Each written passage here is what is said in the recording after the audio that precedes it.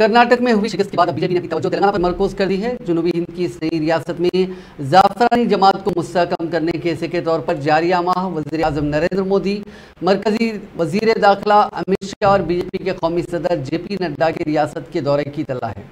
वज़ीर आज़म नरेंद्र मोदी राय के मुताबिक मलकाजगिरी पार्लिमानी हल्के में रैली में शिरकत करेंगे। मोदी ने कर्नाटक में हालिया इंतखाबात से कबल बेंगलुरु में 21 किलोमीटर तवील रैली निकाली थी। मलकाजगिरी पार्लिमानी हल्के में भी इसी तरह की रैली का मंसूबा है। बीजेपी ज़राए का कहना है कि मोदी के दौरे की तारीख को अपनी शक्ल नहीं दी गई है, जबकि मरकजी वज़ीर दाखिला अमित शाह इस माह की 15 तारीख को खम्मम पार्लिमानी हल्के में होने वाले जलसे में शिरकत करेंगे।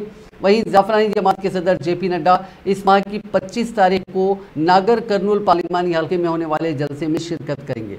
मोदी हुकूमत के 9 साल मुकम्मिल होने के मौके पर बीजेपी मुल्क भर में महाजन संपर्क अभियान प्रोग्राम मुनक्किद कर रही है। इस प्रोग्राम के तहत अमित शाह रियासत का दौरा करेंगे।